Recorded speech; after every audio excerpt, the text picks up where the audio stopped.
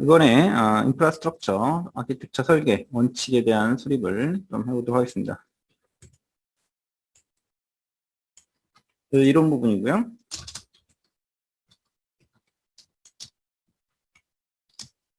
일단은 요구사항 명세를 이제 분석을 해야 되는데요. 요구사항 분석을 하기 위해서 목표 아키텍처가 기능적으로 또는 비기능적으로 요구사항을 확인해야 되고요. 품질 속성이라든가 성능, 그리고 제약사항과 관련된 아키텍처를 그런 개발에 대한 이해가 있으셔야 되죠. 그리고 인프라스트럭처 아키텍처 관련된 품질 속성이라든가 제약사항, 기능, 비기능적 요구사항을 추출해 하셔야 됩니다. 결국은 이 시스템에 제공해야 할 요구사항은 제안서 형태로 나타나겠죠. 그래서 리퀘스트 커멘트, RFP 또는 조직의 업무 분석 등을 분석해서 정의하고 이를 문서화해서 관리 형식으로 표현해서 모든 이해 당사자가 쉽게 확인할 수 있도록 작성을 하셔야 됩니다. 사용 예를 들어보면 이런 식으로 보실 수가 있습니다.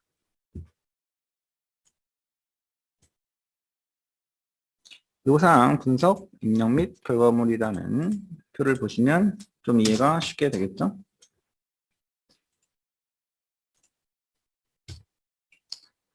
이해관계자가 있고 내용들이 있어요. 그리고 참여자가 있습니다. 그래서 주로 고객과 사용자 또는 개발자, 개발팀장들, 그리고 리즈보스 담당자 및 프로젝트 관계자, 홍보 마케팅 담당자들이 요거를 이제 많이 해야 하니까 이해관계자들이 다 모여서 거기에 해당되는 비즈니스 품질에 대한 목표와 시스템 요구사항과 제약사항과 상위 레벨 기능 요구사항과 개발 환경 및 기술 환경 요소, 컴플라이언스 등을 협의를 합니다. 결과물로는 이제 요구사항 분석 절차서와 개발 대상 시스템 설명 자료, 중요 품질 속성 리스트, 품질 속성 시나리오가 나오게 되어 있죠.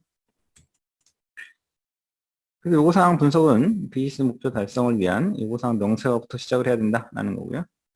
수행 절차는 요구사항 검토하고 중요 속성을 식별하고 시나리오를 작성함으로써 진행을 할 수가 있습니다. 만약에 증권거래 시스템을 만약에 요구사항을 한다라고 하면 이런 식으로 간단하게 요구사항을 고려해서 할 수가 있을 겁니다. 아주 간단하게만 한 거지. 이게 실제 회사에서는 이거보다 좀 더 복잡하고 실무적인 여러 가지 제약사항들이 있을 겁니다. 당연히 웹서버가 있어야 되고요. 애플리케이션 서버, 와스, 뭐 있겠죠. 톰캣이라든가 뭐 다양한 서버들이 있을 겁니다. 이런 게 이제 한두 개면 모르겠지만 여러 개, 수십 대, 수백 대, 수천 대, 수만 대까지도 있을 수 있기 때문에 요즘은 다 컨테이너 베이스로 가셔야 되는 거고 그런 것들을 클라우드로 변동을 할 수 있어야 된다는 겁니다. 그러니까 어쨌든 여기서 간단하게 요구사항 이렇게 기능적인 요구사항과 비기능적인 요구사항을 이렇게 들어갔어요. 기능적인 요구사항으로는 뭐 당연히 회원 등록하는 거 CORD가 있어야 되고요. 거래가 또 이루어져 있기 때문에 트랜잭션 관리가 또 있어야 된다는 거죠. 어쨌든 화면을 갖다 몇 개 정도 만들고 그리고 어느 정도의 그 용량 캐퍼나 이런 것들 그리고 트랜잭션들이 어느 정도 처리되는지에 따라서 여기에서 로드 밸런싱을 어떻게 할 건지와 그리고 그 웹서버에 대한 그 트랜잭션 처리를 어떻게 할 것인가에 대한 설계가 다 있어야 돼요. 거의 기본적인 거고 여기 들어가는 세부적인 어떤 그런 설계 사항들은 개발 쪽에서 조금 더 디테일하게 설계하셔야 됩니다. 비기능적인 요구사항은 프로그램 개발 비용이 저렴해야 되고 이해하기 쉬워야 되며 화면 반응이 빨라야 되고 장애 발생 시 즉시 복구되어야 되고 고객 정보는 암호화돼서 저장되어야 된다. 이런 것들이 될 수가 있습니다. 그래서 이런 것들인데 실제 실무에 가시면 요구사항 명세서라는 딜리버러블 산출물들이 있을 겁니다. 그래서 뭐 여러 가지 우선사항이라든가 베스트 프랙티스 여러 가지 툴들 이용해서 진행하시면 됩니다.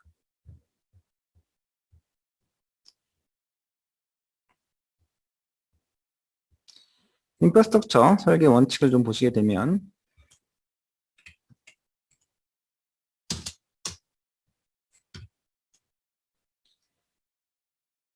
뭐 당연히 비즈니스 인프라스트럭처 비즈니스 요구사항이 있을 거고요.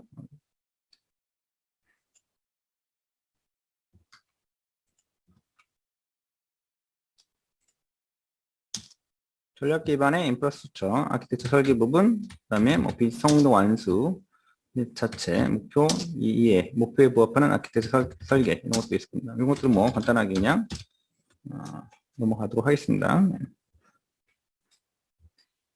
뭐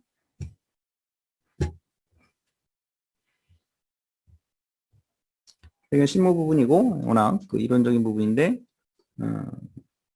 기본 그 과정은 다 있습니다. 그래서 그런 것들을 하나하나 다 따져 보시면서 설계 원칙이라든가 이런 것들을 설계하시면 됩니다.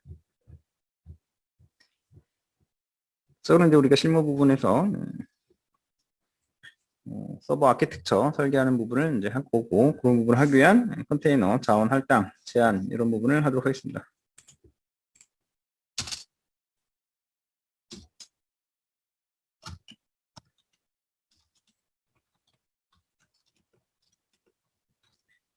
저번에 컨테이너 그 리소스를 검색하는 법을 직접 요 리눅스 가서 CPU 가서 뭐 해봤죠. 그리고 여기서는 이제 컨테이너를 생성할 때 컨테이너 자원 할당량을 조절하도록 옵션을 입력할 수 있어요.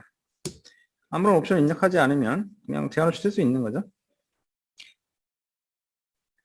근데 당연히 컨테이너의 자원 할당을 제한해서 호스트와 다른 컨테이너의 동작을 방해하지 않게 설정하는 게 좋습니다. 인스펙트 명령으로 한번 컨테이너 설정된 자원 제한을 확인할 수 있어요. 그래서 한번 확인해 보도록 하겠습니다. cmd 가셔서 파워쉘로 한번 찾아보도록 하겠습니다. 파워쉘로 보도록 하겠습니다.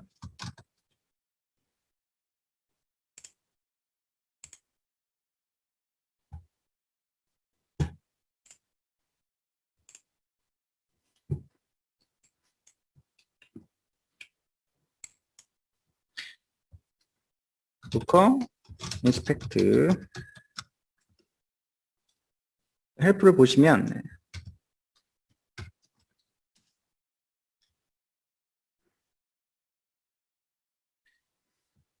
중에 이제 컨테이너가 하나 우리가 올라와 있는 애를 보시면 돼요. 그죠? 그래서 컨테이너를 보시면 되고 뭐 여러 가지 있는데 그냥 컨테이너 명을 넣어주시면 되니까 우리가 컨테이너가 지금 두 개가 지금 있는데 여기서 요거 엔진X 얘를 보도록 하겠습니다.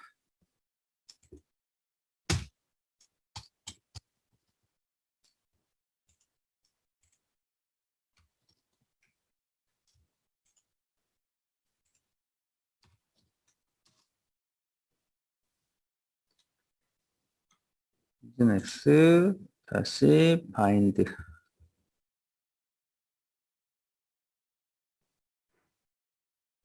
그래서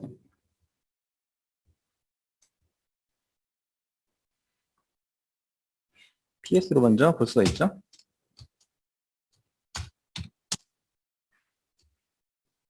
그래서 엔진X로 보시면 되고 이미지에서 이름이 요건데 여기서 아까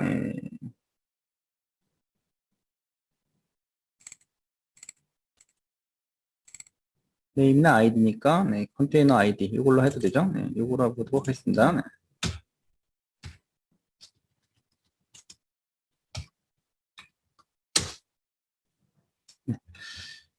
이렇게 보게 되시면 요거에 대한 설명이 상당히 자세히 나옵니다.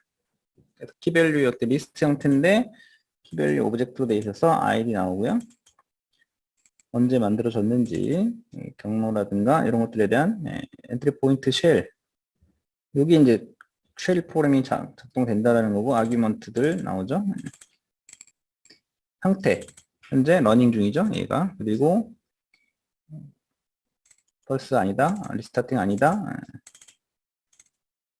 뭐 이런 것들 프로세스 아이디 이런 것들이 쭉 나옵니다. 스테이트 니시 이미지 유저브 컨피그 패스 호스트 네임 패스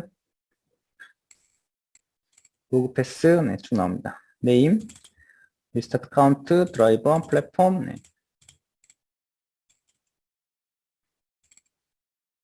바인드까지 나오고 있고요. 볼륨 바인드 그때 했죠. 그 다음에 컨테이너 아이디 파일 로그 컨피그 네트워크 모드 뭐 이런 거 포트 다 나오죠. 리스타트 정책 오토 리무브 볼륨 드라이버 쭉 나옵니다. 특별히 설정한 게 많이 없기 때문에 기본값으로 되어 있고 빈 것들이 상당히 많이 있어요.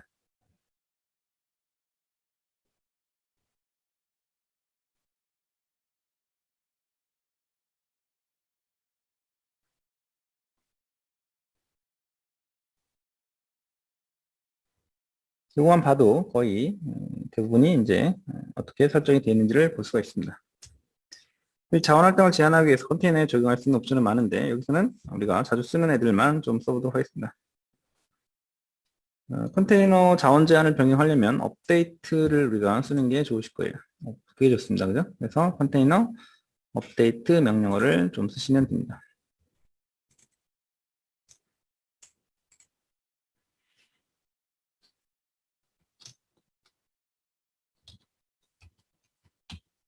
쓸 때는 이제 도커 업데이트 변경할 자원을 제한을 그다음에 컨테이너명 쓰면 돼요.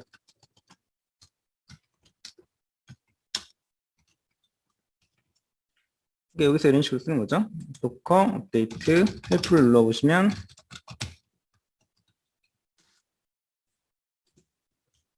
컨테이너, 그죠? 그래서 옵션들 이렇게 쭉 나옵니다. 여기 이제 설명이 쭉 나와 있죠. 네. 이걸 보시고 정리하시면 되는데 간단하게 예를 들어서 보면요. 메모리를 갖다가 지정할 수가 있어요. 그죠? 메모리 제한을 걸 수가 있고요.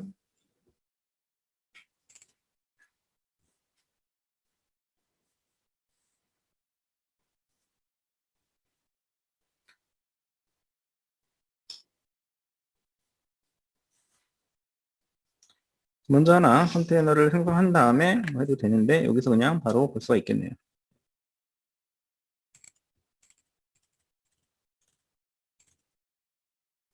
컨테이너 CPU 쉐어도 있고요.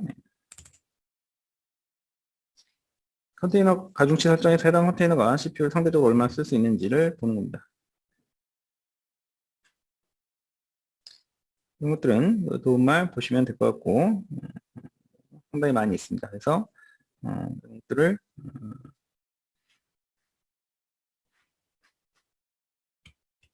사실상 제가 볼 때는 그 서버에 들어가서 직접 그러니까 이제 이렇게까지 하는 일은 많이 없을 거예요. 제가 볼 때는 이렇게 직접 들어가셔서 하는 게 가장 안전하죠.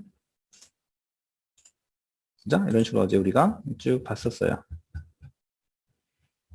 그래서 어제 했던 것들, 명령어들 다시 한번 쭉 정리해 보시면 이것들이죠. 네. uptime, 그 다음에 dmessage, vm status, 네. mp status, pid status, 네. arrow status, free, sar, top 이런 거를 상당히 많이 쓰니까 상당히 쓰셔야 된다는 서버에 대한 하드웨어 아키텍처 구성에 대한 이해가 좀 있으시면 상당히 편하고요. 이런 것들에 대해서 메모리가 어느 정도 이제 있는지와 뭐 우선순위 이런 것도 있고요. 쉐어 얼마나 하는지, 그 다음에 점유율 뭐 이런 것들을 사용자 프로세스 아이디 이런 것들을 다 이해를 하실 수가 있으면 상당히 좋습니다. 여기 내에서 이 옵션으로도 이제 뭐 할 수가 있는데요. 네. 다양한 옵션이 있고요. 직접 단 하나 해보시면서 하면 좋은데 지금 여기서는 그렇게까지 다 해볼 필요는 없을 것 같아요. 그래서 이제 이런 식으로 하겠죠. 컨테이너 도커 런 한 다음에 뭐 이제 백 디태치 모드로 해서 그냥 예로 간단하게만 들어보겠습니다.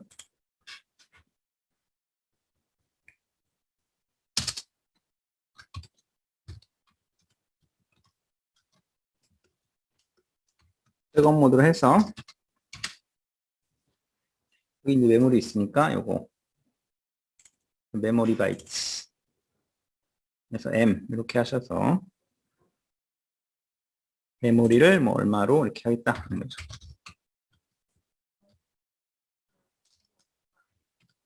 이런 식으로 제약을 거는 거겠죠. 그리고 이거에 대한 컨테이너 이름은 이렇게 넣어주고 메모리 1기가짜리다 이렇게 넣어주고 뭐 이런 식으로 어쨌든 넣어주면 돼요. 그리고 실제 이제 그 이미지를 가져오게끔 해서 실행하는 이런 방식으로 하면 되겠네요. 그죠?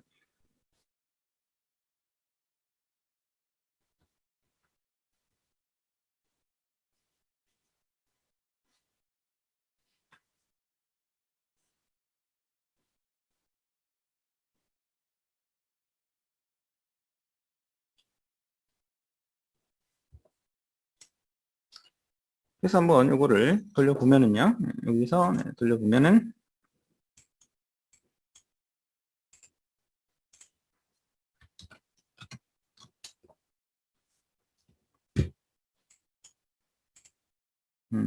두꺼런이죠. 제가 뭐라고 했죠? 두꺼런이죠.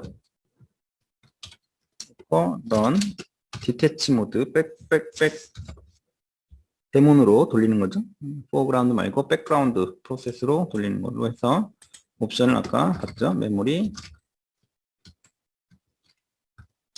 이런 식으로 정해주면 되고 요거에 대한 이름을 뭐 이런 식으로 줄였다 이런 식으로 하고 이렇게 해주면 됩니다. 컨테이너가 만들어지고 여기서 또 생기고요. 그리고 요거를 실행해 보시면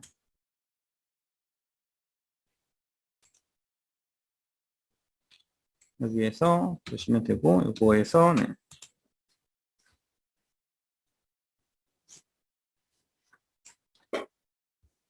여기서 이제 조회해도 되고 여기서 인스펙트로 조회해도 됩니다. 그 이름이 우리가 MEM1 이렇게 줬죠.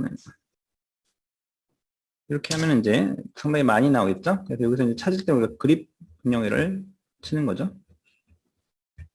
그래서 파이프라인으로 연결을 해준 다음에 그립 명령어로 해서 메모리 관련된 거를 해야 되는데 플러시가 나와야 되고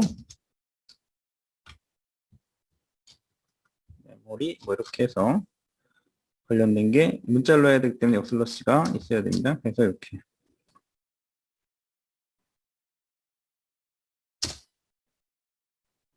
여기서 조금 더 보면은 슬러시가 좀 안 먹히면은 그냥 이렇게 해볼까요? 이것도 안 먹히면은 네.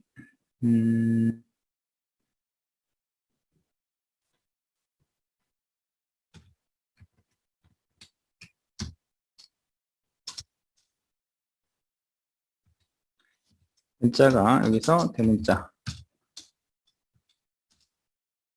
여기서 메모리가 아마 다 대문자일 겁니다. 그죠?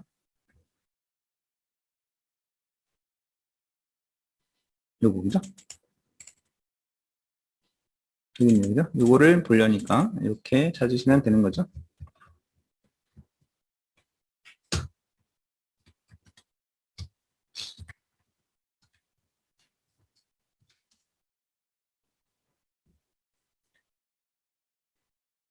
그립이 지금 여기서 안 먹고 있죠?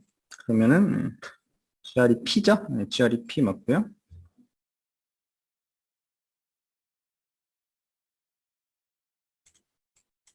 윈도우라서 여기 안 먹네요. 그냥 여기서 그립으로 쓰면 되는데 안 나오겠네요. 여기서는.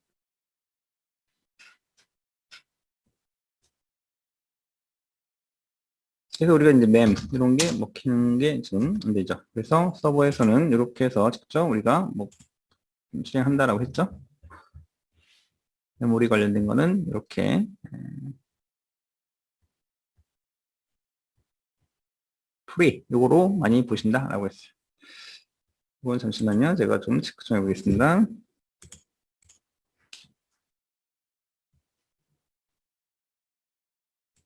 여기서는 이제 그냥 바로 메모리로 그냥 보도록 하겠습니다. 그래서 맴 이렇게 찾으시면 됩니다.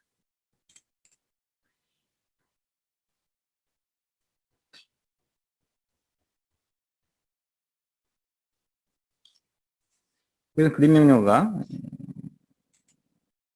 안 먹힙니다. 윈도우라서. 네, 그래서 네, 이렇게 하시고요. 그 다음에 이제 CPU 제한 같은 것들도 할 수가 있죠. 네. CPU 쉐어가 아까 있었어요. 그죠? 그래서 도커, 인스펙트.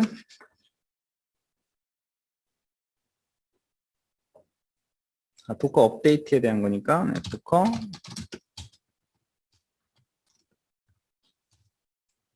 업데이트 헬프 보시면, 아이고, 오타가 났고요. 여기도 다시 도커 업데이트에 대한 명령어를 쓰겠습니다. 사실 헬프만 이제 잘 읽으시면 다 돼요. 그래서 여기서 CPU 제한이 CPU 쉐어죠. 네, CPU 쉐어. 상대적으로 얼마나 사용할 수 있는지, CPU를 한 개씩 설정하는 방식이 아닌 시스템에 존재하는 CPU를 어느 비중만큼 나눠 쓸 것인지를 명시하는 겁니다. 그래서 네.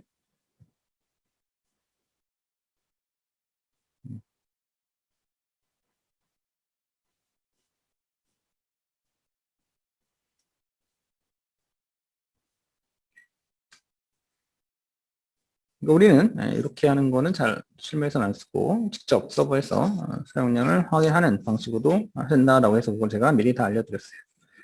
블록 IO도 제한할 수가 있고요. 디바이스 라이트 뭐 BPS 음,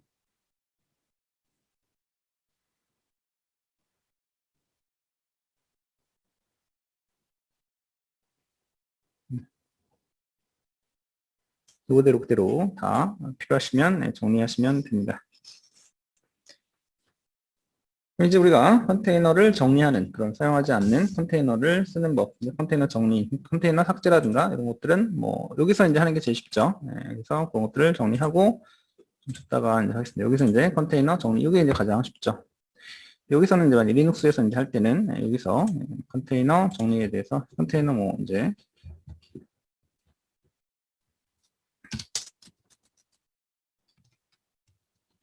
컨테이너 관리인데 여기서 주로 뭐 삭제라든가 이런 것들입니다. 정지라든가 삭제 이런 것들을 한번 보도록 하겠습니다. 당연히 삭제하기 전에는 정지를 해야 된다라고 해서 항상 제가 여기서 이렇게 스탑하고 삭제하라고 말씀드렸죠. 디스트로이 스탑과 디스트로이 이게 있죠. 그래서 RM 이미지 삭제하는 거는 RM이고 그죠? 그래서 일단은 도커 PS로 해서 프로세스를 본 다음에 확인해야 되죠. 그리고 지금 현재 3개죠. 이거로도 볼 수가 있고 파워쉘로도 좀 보겠습니다. 아까 이제 제가 이 파워쉘로 좀 봅니다. 이 파워쉘이 두 가지예요. 파워쉘이 있고 ISE라는 게 있어요. 파워쉘에. 그래서 이 파워쉘에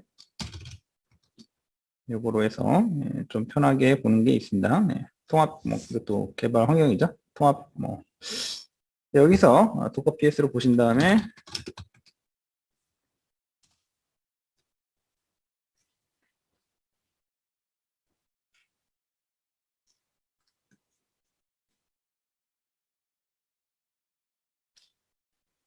그때 이제 이미지를 기준으로 조회하는 뭐 그런 게 있어요. 그래서 nCS터라는 게 있는데요. PS에 대한 헬프를 한번 보시면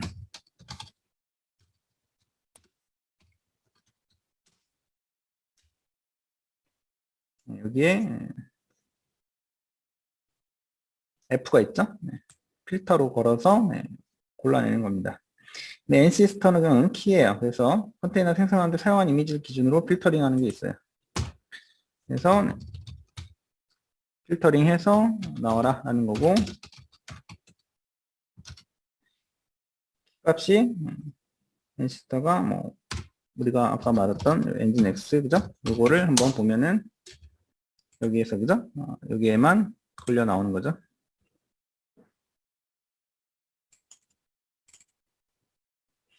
두 개를 제가 만들었습니다. 그래서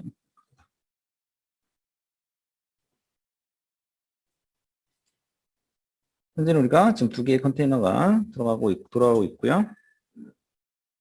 요거 엔진X에 대해서는 그죠? 요거 두 개 그죠? 멈출 때는 스탑을 하시면 됩니다. 이름을 갖다가 이제 넣어주시면 되기 때문에 여기 이름이 이렇게 있죠? 그래서 여기 3일 전 거를 스탑 시켜보도록 하겠습니다. 여기서 하는 게 제일 간단한 거죠? 스탑, 그죠? 요 바인드를 할까요? 네, 바인드. 요거를 그러니까 여기서 하는 거랑 같은 거예요.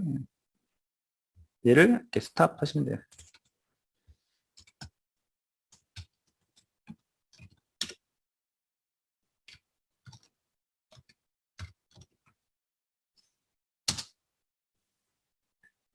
일단이나 아이디로도 정리할 수 있는데요. 엔진X 좀 틀렸네요. 엔진X 엔진 NI 오타가 있네요. 그래서 이게 NI GNX로 되었네요. 제가 이렇게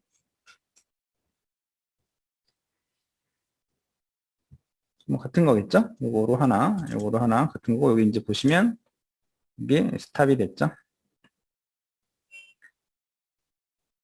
모든 컨테이너를 정지하려면 아까처럼 퀴 화이트 옵션을 추가해서 뭐 F로 해서 또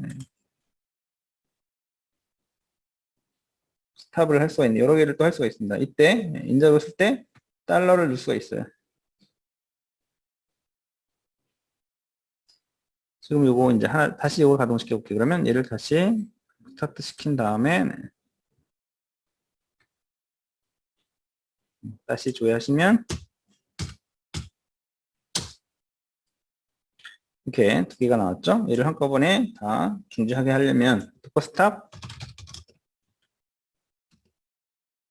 이렇게 달러를 하고 여기다가 괄호를 열어서 넣어줍니다. 인자를 쓸 때는 무조건 이렇게 넣어줘요. 달러하고 이렇게. 그리고 이거는 이제 프로세스를 이제 우리가 방금 했던 거죠. Q는 quiet입니다. 그리고 컨테이너 아이디로만 출력하게 이렇게 할 수가 있고요. F 강제로 해서 nCS터 엔진 X 이렇게 하면 한꺼번에 다 출력 여기 목록이죠. 여기 요 결과니까 이 결과에 대한 거를 인자로 넣어서 스탑 시키겠다. 이렇게.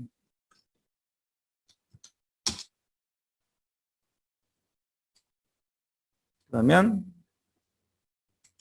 둘 다 스탑이 됩니다. 왜 Q가 똑같이 PSF로 눌러보시면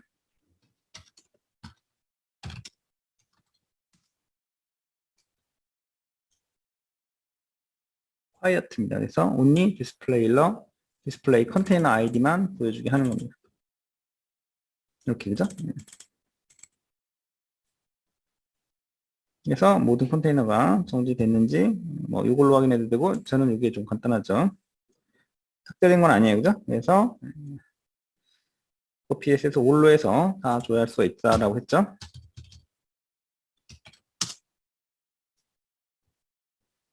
삭제된 것까지 해서 포함해서 조회해서 할 수 있는 거. 삭제한 건 RM, 리무브, 그죠? 그래서 이제 중지한 다음에 삭제를 하니까 리무브로 하시면 되고요. 이거를 리무브로 해서 아까처럼 여러 개를 하려면 여기다가 RM을 넣으면 됩니다.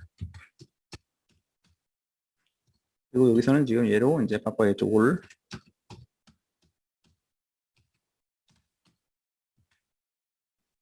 이 중에서 시스터가 이렇게 돼 있는 것만 봐야 되니까 일단 얘가 일단 먼저 작동하는지 봐야 되고요. 그리고 이게 안 나오죠. 그러면 일단은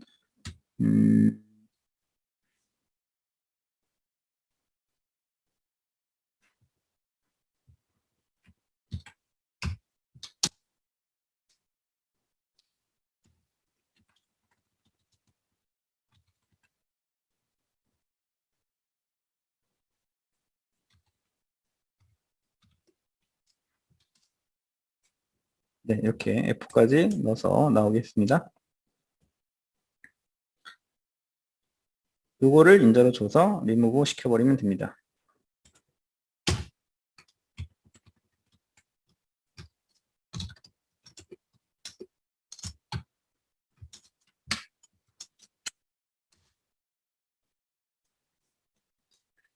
근데 이제 보니까 조금 잘해서 이러는데요. 다카 RM, 달러, 다카 PS 나온 건데 오라면 안 되겠네요. 오라면 안 되고 여기서 아까 요거로 해야 되죠? 요거보다 요거 그죠? 이렇게 해서 얘를 하셔야 됩니다. 다시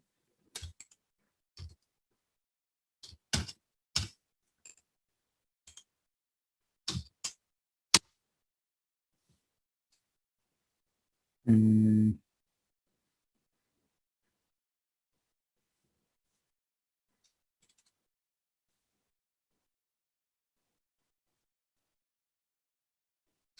PS에서 AQ를 한번 볼게요.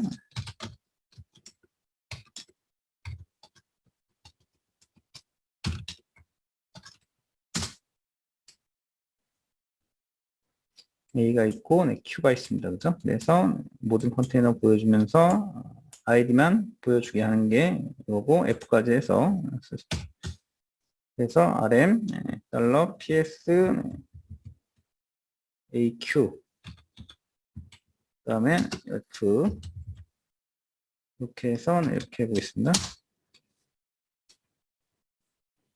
이렇게 하면 삭제가 됐고 여기서 없어지는 걸 볼 수가 있습니다.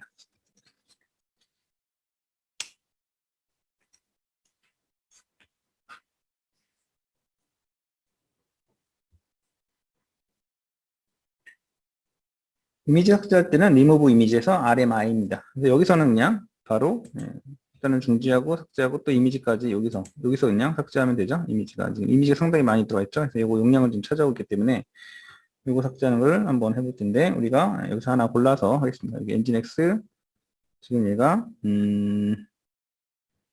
여기 이미지에서 컨테이너 만든 게 얘니까 얘가 우분투 14니까 여기서 얘죠? 네, 얘를 갖다가 지금 사용 중에 있으니까 얘가 컨테이너 먼저 중지하고 멈추고 삭제해서 네.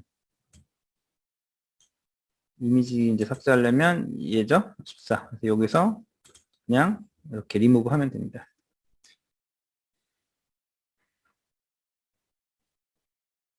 RMI로 이제 우리가 해야 되니까 먼저 얘를 조회를 해보려면 도커 이미지 입수해서 들어보면 이미지들이 쭉 볼 수 있는 옵션들이 있는데 여기서 Q를 쓰면 역시 아이디만 보게 할 수가 있고요.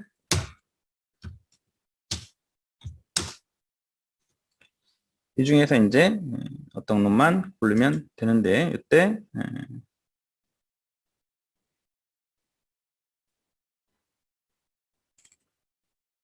우분투 14 이미지를 보시면 되겠죠.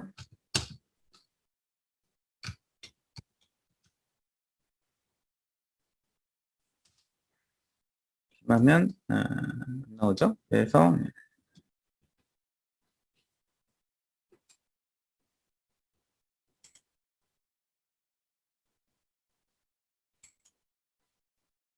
인스펙트로 볼 수가 있죠. 이미지 아이디 이렇게 있으니까 얘를 복사해서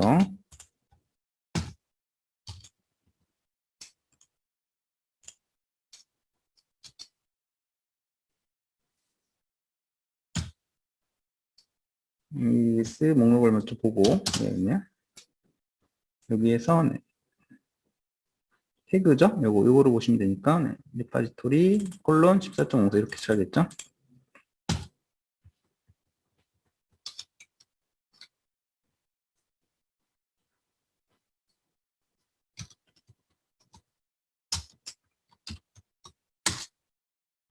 네, 그러면 요거에 대한 를 RMI로 넣어서 달라 하고 여기서 넣어주시면 됩니다. docker images 아이디만 나오게 하고 방금 했던 우분투 14 요거를 넣으시면 됩니다.